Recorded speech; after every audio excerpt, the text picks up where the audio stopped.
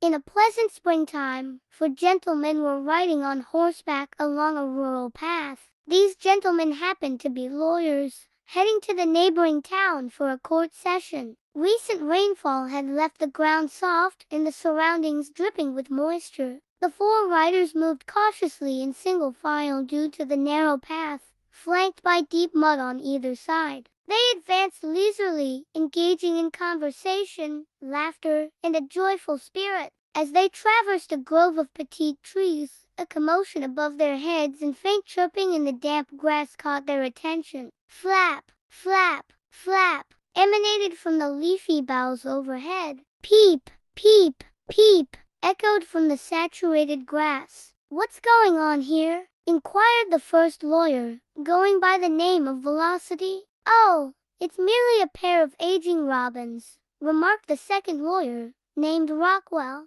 "The storm seems to have dislodged a couple of fledglings from their nest. They're too young to fly, and their mother is quite distressed. What a shame! Those little birds will meet their end in the wet grass," lamented the third lawyer, whose name escapes me. "Oh, well, they're only birds," declared Mr. Rockwell. "Why should we concern ourselves?" "Indeed, why should we?" concurred Mr. Velocity. The trio, as they proceeded, cast their gazes down and observed the tiny birds struggling in the cold, damp grass. They saw the mother robin flitting about, calling out for her mate. Then they continued on their way, resuming their previous conversation and laughter. In a matter of moments, the birds had slipped their minds. However, the fourth lawyer, who answered to the name Abraham Lincoln, paused. He dismounted from his horse and, with utmost gentleness, gathered the little ones into his large, warm hands.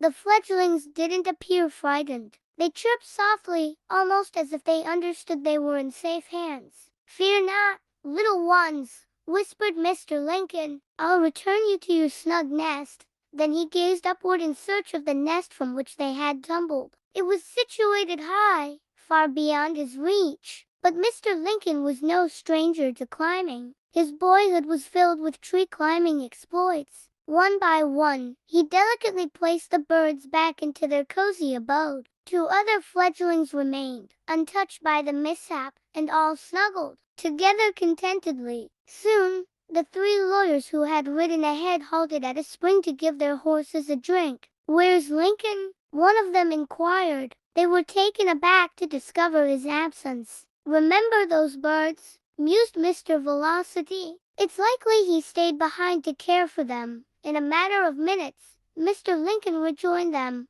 his shoes caked in mud, and his coat bearing the brunt of thorny trees. "Hello, Abraham," called out Mr. Rockwell. "Where have you been?" "I paused for a moment to reunite those birds with their mother," he responded. "Well, we always thought you were a hero," laughed Mr. Velocity. "Now we're certain of it," and so the trio shared hearty laughter. They found it rather amusing that a robust man would go to such lengths for a pair of seemingly insignificant fledglings. "Gentlemen," Mr. Lincoln said with solemnity, "I would not have been able to rest tonight, knowing I'd left those helpless young robins to perish in the wet grass." Abraham Lincoln would go on to achieve great renown as a lawyer and statesman. He would be elected as the president, securing a place alongside Washington as one of the most eminent Americans in history.